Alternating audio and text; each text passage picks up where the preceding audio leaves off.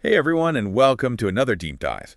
You know we love to dig into listener suggestions, and this one is definitely a doozy. Yeah, this one's really out there. So we're going deep on data scientist Clif High, Right, Clif High. specifically his interview with Man in America. Okay. This YouTube transcript you sent is packed with predictions about everything from space aliens to a potential societal-like transformation. It's a wild ride through Clif High's worldview. He connects events like the Maui wildfires to the shutdown of the Large Hadron Collider, to these larger trends he sees kind of bubbling up. He's got this unique metric he uses called release language to predict major global events. Release language. Okay. I'm intrigued, but I definitely needed a bit more explanation on that one. What exactly is release language, and how does he use it to predict these huge events? Well, you can think of it as a way of measuring the collective emotional tension, Like, society can only hold so much tension before there's a release, like a major event or maybe a series of events, Okay. that fundamentally shift the way that people think and feel. I see. And he claims his data analysis shows that we're approaching that limit, Oh, wow. like a spike in this release language far exceeding anything we saw after 9/11. So basically he's saying we're like a pressure cooker about to blow. Kind of, yeah. But what kind of event could possibly trigger such a massive shift in consciousness? Well, that's the million-dollar question. High suggests a few possibilities, Okay. including a directed energy weapon attack on a major U.S. city, Wow. or another catastrophic event on an unprecedented scale. He's a little vague on the specifics, but the main point is that this event, whatever it may be, it will shatter the illusions that we're kind of clinging to and force a global Great Awakening. Okay, I'm starting to see where this is going, and I have a feeling this Great Awakening ties into his theories about the deep state and this so-called Kazarian Mafia, right? Yeah, you got it. Okay. High believes there's a hidden hand orchestrating chaos to maintain control, and he calls this group the Kazarian Mafia. They're supposedly the puppet masters behind the deep state, pulling the strings from the shadows. He connects them to so many current events and really paints them as this incredibly powerful force shaping global events. And it goes even deeper than that, doesn't it? Yeah. In the interview, High connects this Kazarian Mafia to, wait for it, ancient space aliens. I mean, how does he explain that connection? Oh, yeah, he goes there. Yeah. His theory is that these space aliens, they're referred to as the Elohim, have been manipulating human history for a long, long time, Okay. and that the Kazarian Mafia are their earthly descendants or agents. He even claims there are physical characteristics and historical portraits that point to a genetic marker linking the Kazarian Mafia to these extraterrestrial beings. Oh, that's a lot to unpack. I mean, it's an intriguing idea, but where's the evidence? Does he offer any concrete proof for these claims? Well, while High's analysis of these language patterns and his interpretations of historical events are certainly interesting, it's important to note that he doesn't provide verifiable evidence to support these claims about the Kazarian Mafia or their alleged alien ancestry. It's important to approach these aspects of his theory with a healthy dose of skepticism and do your own research to see what resonates with you. That's a good point. It's easy to get caught up in the intrigue of these theories, but it's crucial to remember that they're just that, theories. Yeah. So let's shift gears for a moment and talk about something a little more grounded. High also predicts a major financial system collapse within the next year, right? Well, what does he see happening there? Right. Yeah. He's very critical of the current monetary system, Right.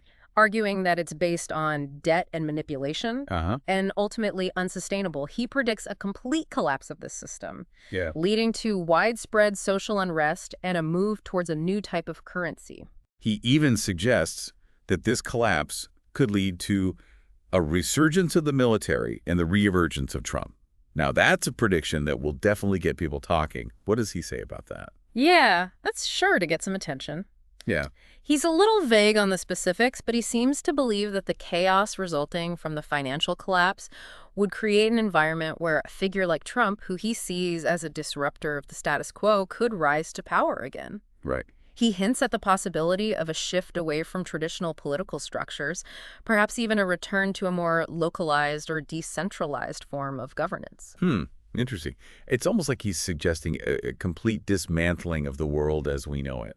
And if we're talking about dismantling structures, we can't forget his claims about a secret group within the military that's aware of extraterrestrial activity on the moon and preparing for official contact. That's straight out of a sci-fi movie. Oh yeah, that one's a real head-scratcher. Yeah. It certainly is a bold claim, and one that, again, lacks concrete evidence. Right. But it is fascinating to consider how this idea plays into High's overall narrative of a world on the brink of a massive transformation. Okay, so we've got a potential global event, financial collapse, a great awakening, and a heat 9 for extraterrestrials.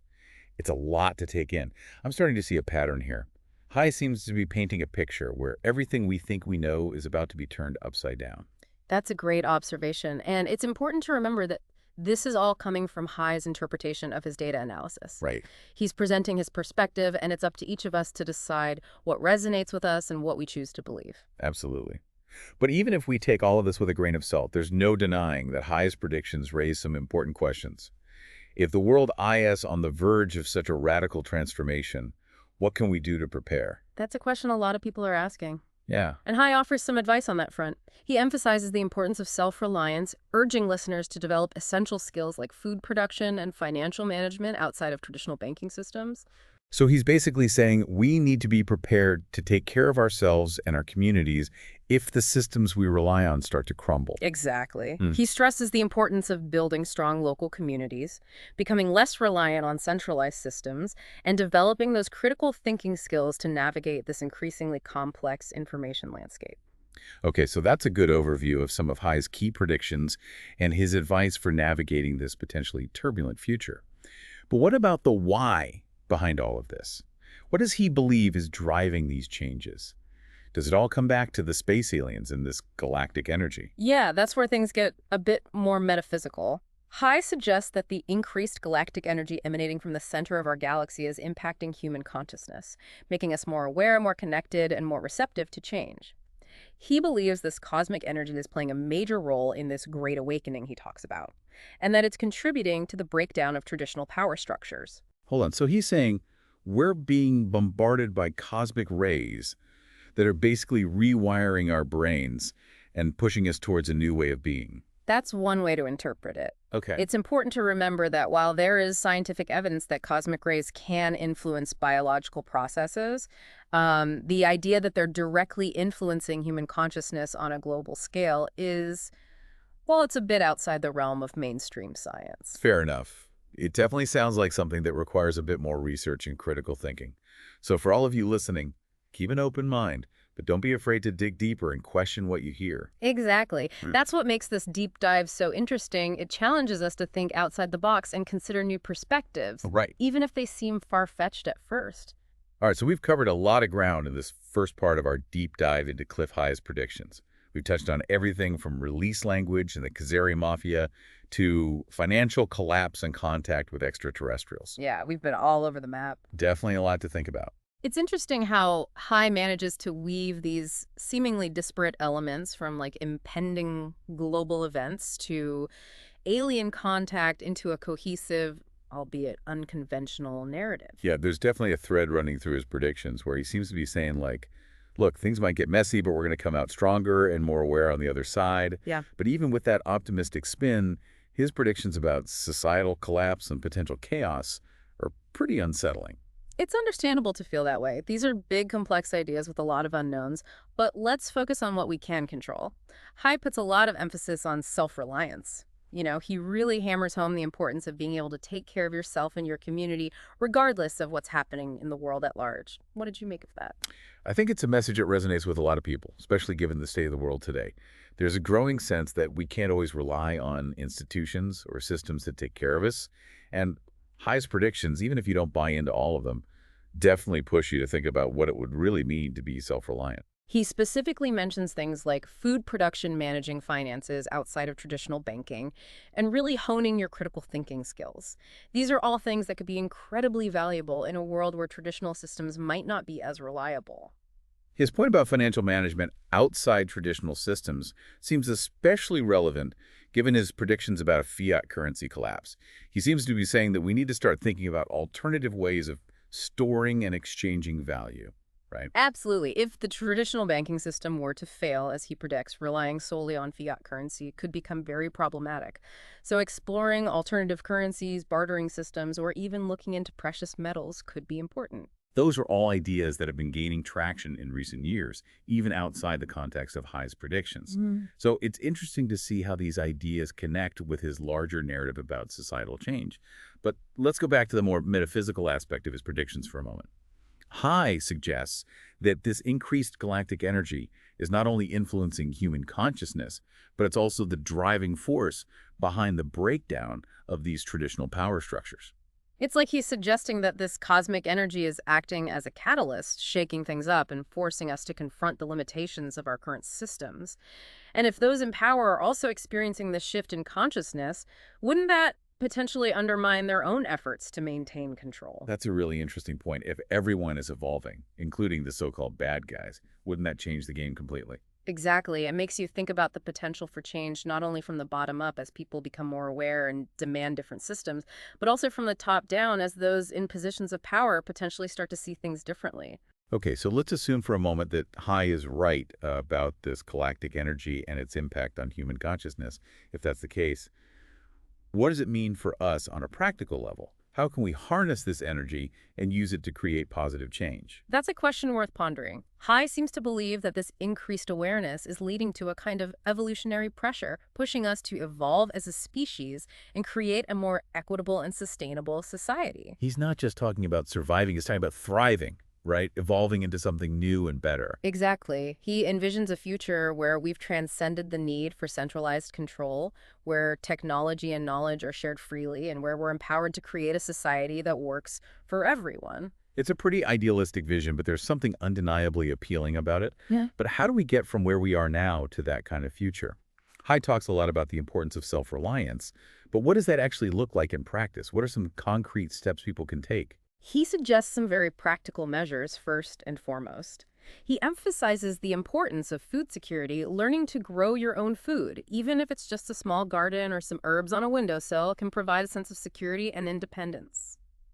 That makes sense. It's Yeah. about having some control over your own food supply, even in a small way. Right, and he also talks about the importance of preserving food learning techniques, like canning, drying, or freezing, can help you build up a supply of food that will last. So it's not just about growing food, it's about knowing how to make it last too. He also stresses the need for financial resilience. We talked earlier about exploring alternative currencies and investments, but it's also about being mindful of your spending habits, reducing debt, and generally becoming more financially savvy. He also mentions the importance of building strong communities. That seems like a crucial element of self-reliance, right? Absolutely. Strong communities can provide support, share resources, and work together to solve problems. Yeah. Building those connections with your neighbors and becoming an active part of your local community can be incredibly valuable, especially in times of uncertainty. And let's not forget about the importance of critical thinking skills in this age of information overload and rampant misinformation.